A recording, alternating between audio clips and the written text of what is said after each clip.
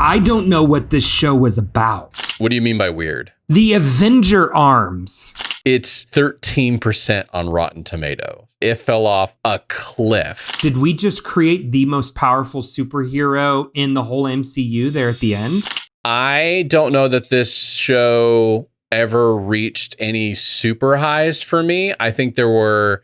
I would say there was one episode that I really enjoyed and I left going, wow, that was really fast. Like, is it already done? And that was episode 4 for me that leads up to the president, the attack centered around him. I would say that was the high water mark for me.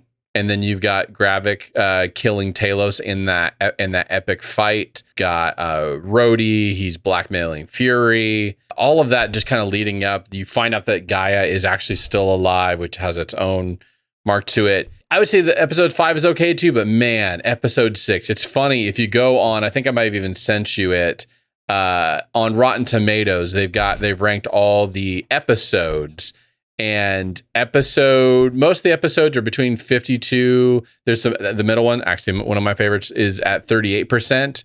Episode 5 is 50, and then episode 6 is 13% on Rotten Tomatoes. It's so horribly bad. It fell off a cliff.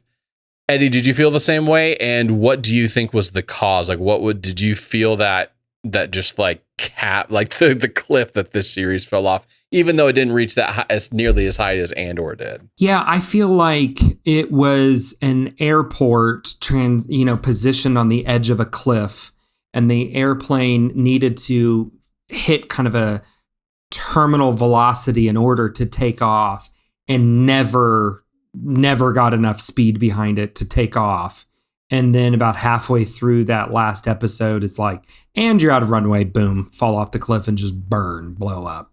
Full of jet fuel. Like it was such a fall off the cliff explosion that was almost more entertaining than any flight of a show could have been. I don't know what this show was about. The stakes didn't seem real or earned. I loved the opening. I think we kind of talked briefly about the show when it first opened, and I'm like, okay, I like the espionage thriller thing, and it's kind of, what is this secret war that's going to brew or whatever, and I just felt like that never came to fruition. Samuel L. Jackson had a few good moments, like some classic Samuel L. Jackson liners here and there. But for the most part, I just felt like he was stumbling and mumbling his way through the whole role. For me, I would have stopped watching if it wasn't for Olivia Colman. Ooh. I thought she gave the performance of the whole show. Like, anytime she was on screen, I'm intrigued. I'm watching. Ears are perked. But as soon as she's not, it's like, okay, here we go again. I just, and I think you teased this, you mentioned this when we talked about the very first episode, and I kind of went back and watched a few little moments, and I think I agree with you. I think you were speaking of Agent Hill. Agent Hill. You were saying it just felt like somebody just mailed in their performance. It wasn't anything at all. And I'm assuming you're referring to... Yeah, it was Agent Hill. Kobe Smulders. Kobe Smulders, where it's like she read all the scripts and were like, oh gosh, I'm glad I get killed off at the beginning so I don't have to endure this. I don't know. It just felt like it never took off. And then it just got weird. And then it's like, what? What does anything mean anymore? Weird? Yeah, what do you mean by weird? The Avenger arms.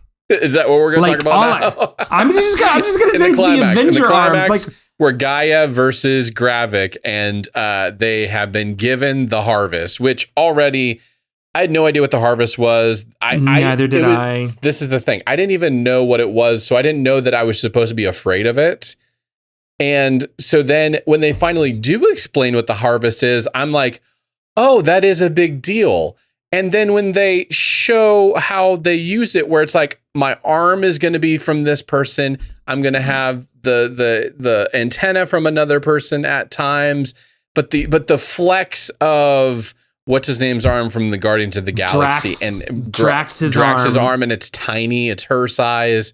Just, it felt so fake. It was so fake. So bad. Well, and I think that's what you said is so right. Like, I didn't know what the harvest was. I didn't know that I'm supposed to like fear this. They said super scrolls earlier. And I even then I'm like, you got to show me what you're talking about other than, oh, he can take a knife through his hand. Okay. And I guess I'm getting shot in the face kind of, but I never felt one. I liked Gravik.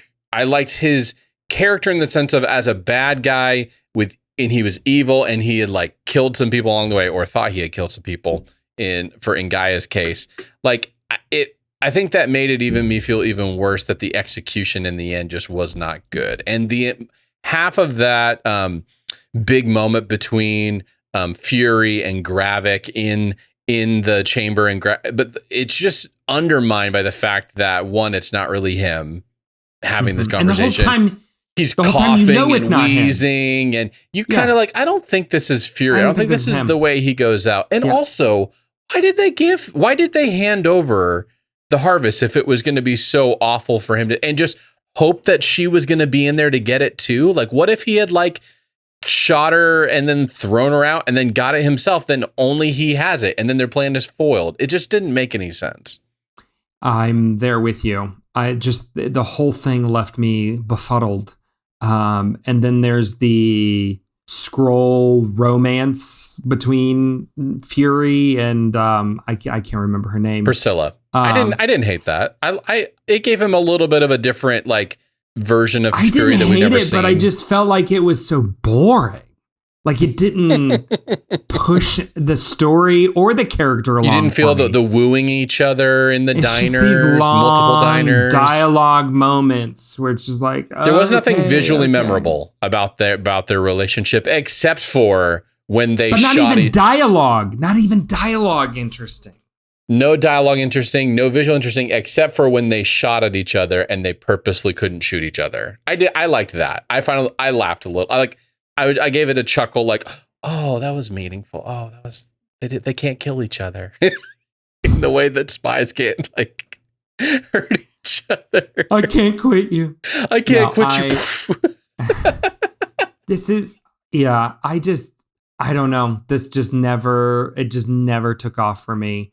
And it felt weird. Like did we just create the most powerful superhero in the whole MCU there at the end? Like, is she now the hero of all heroes? We didn't know her before this series, and then now, boom, she's the most powerful. Like, is she just going to pop up in the next movie? Or are we going to pull a Doctor Strange and just act like the Marvel TV shows don't even exist? Gaia was a very interesting character to me, and not in an interesting way of that I actually enjoyed her, but I kept on going, man, this is a big name actress to be in this role. And she's I don't know if she's being directed this way or the story called for it, but she was so disinterested and she was like jaded, but not in like a good jaded for like to tell a great story. It was like, obviously she wasn't mailing it in, but it was a choice to just be constantly like a jaded character in this, but that's why it made it so weird when she actually takes up the mantle, goes and gets the powers like Gravik does.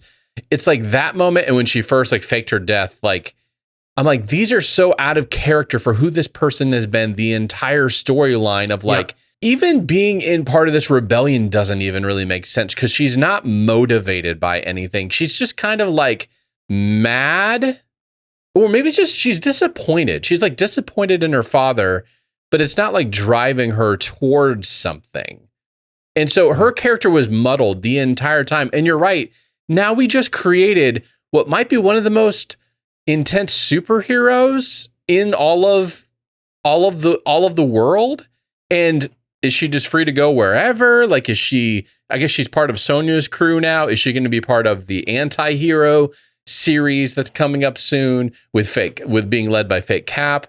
That one was disappointing to me. I wanted more from that character, and she just kind of felt like she was just a jaded person the entire time. But you can't, and then she's the hero in there. That doesn't make any sense to me. Well, and then it felt weird that at the very end, they accomplished the very thing that they set out to start, which is just all out anarchy amongst the humans, right? I mean, that's ultimately where it ended, where it's just like all people not born on this planet are considered enemies. Okay, what does that mean now? Like, do we kick New Asgard off of the earth? Like, oh yeah, what happens to that? Yeah, and then I mean, we're just going around shooting and killing people. Like, oh, so what you're saying is, even though she defeated, was his name Garrick? Gravik. Garrett. Garrett. I'm just gonna call him that now.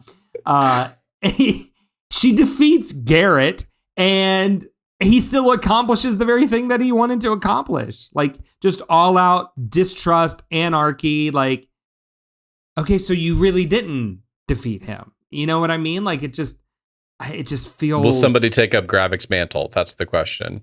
Another thing I've seen people really hate this show about is it kind of undoes a iconic character and their storyline in the past few films before this. In Rhodey, where when they rescue Rhodey and he's wearing his gown and he says, "Oh, how long have you been here?" And so I was like, "You've been here a long time." So people online at least are making the connection of like, okay, was he taken by the Skrulls when he first lost his legs and in the hospital there? So anything that happened in Civil War, especially like in Endgame, like did that was that not the real Rhodey? And did Rhodey never get to see Captain America? Like, did he never get to see him again? Has he just been like in Bond, like that? And that's not the way. So this character, they didn't answer it. They didn't tell us anything. And also, you kind of look and go, obviously, this character felt different than the regular Rhodey. He was a lot more just the way that they presented him, and just the way he was sarcastic and evil and conniving. But we don't get anything like that in any of the other versions of Rhodey in the past several films since Civil War, when this would have taken place. So that just felt odd. It felt weird. It was like, why make this decision? Unless they're like, oh, he was in the hospital for getting his appendix out and we took him then. Like, like, why put him in the suit unless that's when you took him? Exactly. And I think that's what I'm saying. Nothing felt earned. It didn't feel like it. I didn't know what the story was even about. What were the stakes?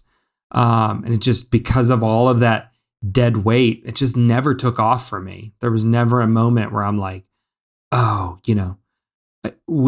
there was maybe a moment where I think we had like 3 episodes kind of build up, and we had the chance to like watch 3 in a row, and we didn't. It was like after 2, it was just like, yeah, we'll get to that one whenever, just, even then it just didn't feel it. I think this would have been a much tighter movie. They should have billed this as a movie. Like, I think that the story arc that they were aiming for would have taken place better over the course of a movie. And because it didn't, it dragged it out and actually made the arc, the storyline, less interesting. That is, you can say that for almost all of these series and all of these shows that we've watched. It's like, this would have been better as a movie. So been better as a shorter story. I've still been kind of mulling over your question, and I think it comes back to even what you said right there. I think the only one that I would say is better as a TV show than maybe a movie would be WandaVision. The original, the OG. This whole thing. OG. But then they went and ruined that with Doctor Strange. Funny that it was better as a show, and then the movie made it worse. They ruined it with the movie. But I look at like Falcon and Winter Soldier. Yeah, that probably would have been better as a movie. Like, a lot better. Easy. As much as, and I enjoyed that. I thought that was a pretty good show. But yeah, probably would have been much better as that. Loki, I could go 50-50 with that one. I still really liked Loki. And And I could see that kind of going both ways, as whether it'd be better as a movie or The one I always forget about is Hawkeye.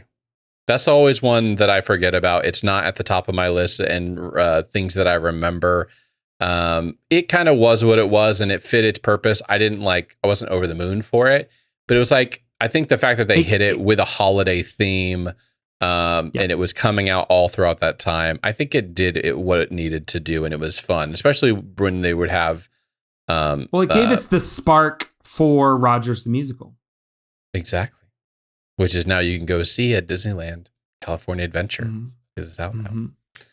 But yeah, Secret Invasion had a little bit higher hopes, and it just tricked us, Eddie. Tricked us again. Just left us at the altar. Someday we'll learn. Maybe when we stop doing this podcast, but